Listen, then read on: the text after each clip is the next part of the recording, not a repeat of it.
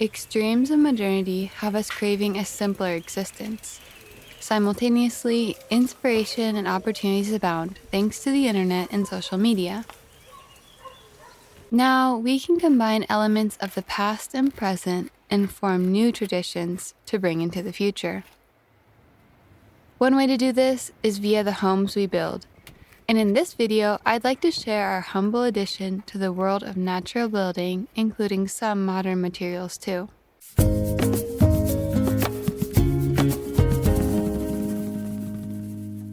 A few months ago, we began building a small tool shed at the base of a newly constructed water tower. I made a video about the process of building the walls. If you haven't seen that video, here is a quick review of everything covered there. First, I want to say, as I did in part 1 of this video, that my partner and I are not professional builders. Over the years, we have worked in different natural building sites and learned a lot along the way. This is our first try at building anything from start to finish.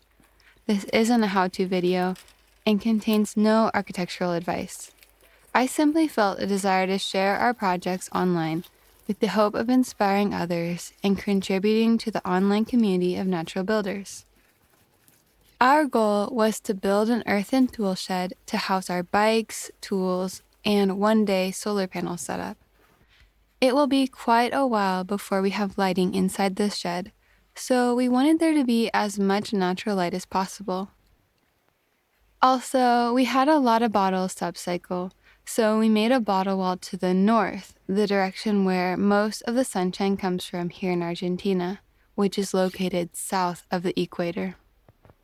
The other walls were built with a technique called quincha, using bunches of straw dunked into a muddy mixture of clay and sand.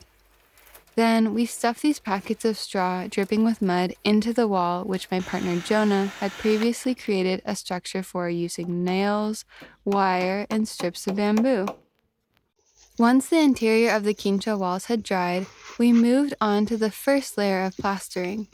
The quincha was a bit uneven in some places, and we needed to fill in with a thick layer of cob.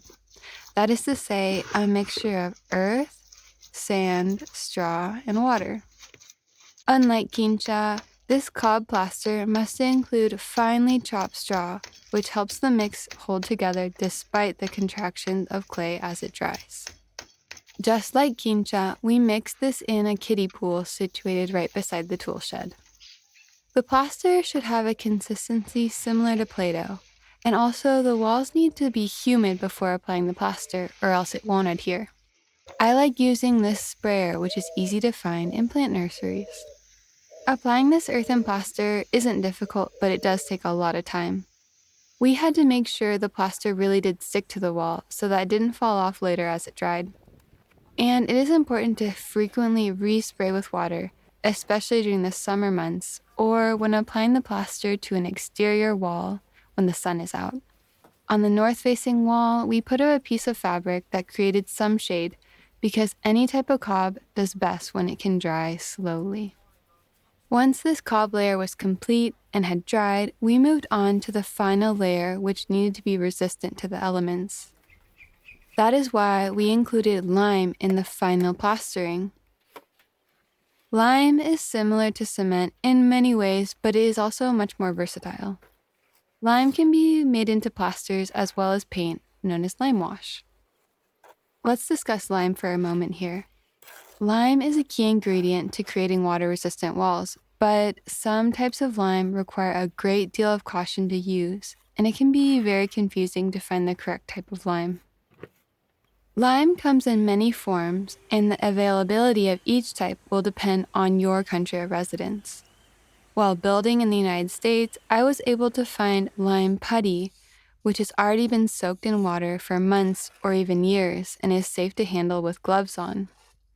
Here in Argentina, we can find powdered lime that is either slaked or unslaked, meaning that it has either been soaked in water or it hasn't. For beginners, I think it is best to avoid working with unslaked lime because that includes a whole other step of carefully pouring the powdered lime into a big vat with twice as much water inside. Upon contact with the water, The lime heats up and even begins to boil. As you can imagine, gloves, protective eyewear, layers of clothing, and a wooden stick to mix the lime and water is necessary for this task. The lime needs to soak for many months before it can be used. We slaked lime for a future project, not for this tool shed. And I am telling you all of this just to urge you to do your own research when thinking about using lime and proceed with the utmost caution. But for this project, we used slaked lime, also known as calcium hydroxide. It has already been soaked in water and then dried into a powder, making it safe to use with gloves. While you need to be really careful when activating powdered lime, deactivated powdered lime is not super dangerous, but caution is necessary.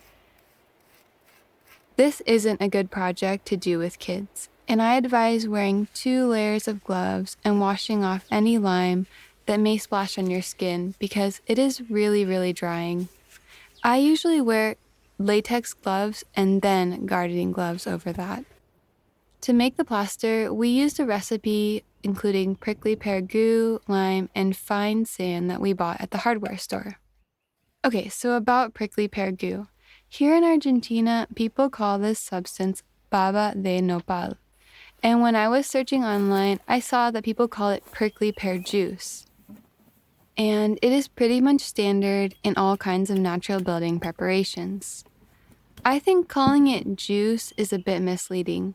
We need the fermented prickly pear juice for this recipe, which is made by collecting the pads of prickly pear cactus, then stabbing or chopping up the pads, covering them in water, and then setting them aside to ferment anywhere from 1 day to 3. Once fermented, the pads create a gooey liquid which is really similar to aloe vera gel or the slime that comes off chia seeds when soaked in water. We used a piece of shade cloth to filter the spines and cactus pads and used 1 part of that goo per 1 part of powdered lime and 3 parts of dry, fine sand, and then mix well until the plaster resembled a cream. We applied this plaster using a brick trowel. Usually 1 person applies the plaster while the other person goes behind and polishes the plaster before it dries completely. You can use an obsidian polishing stone, or a kitchen spoon works well too. To polish, I simply rub the spoon in a circular motion over and over again, with the goal of pressing the plaster firmly against the layer underneath. Polishing also binds the plaster into 1 continuous layer, pressing out any air bubbles so that the plaster is resistant to rain. The flat walls were super easy to plaster and to polish. The only challenge was adjoining the dried plastering from 1 day with the fresh layer on the next day. We don't want any cracks where humidity can seep in, so where 2 sections of plaster met required a bit of extra attention and polishing. The trickiest part of this operation was neatly plastering around the bottles. This wall took hours over the course of a couple of days to complete and probably another hour or so to wipe any drippings off of the bottles before it dried there. In the end, I'm so happy with how this wall turned out, and the entire finished tool shed too. Well, I say finished, but there is always something left to do in a DIY build, and our next big project is an earthen tiny house. So stay tuned for future volumes of my natural building diary. Thanks so much for watching, and happy building!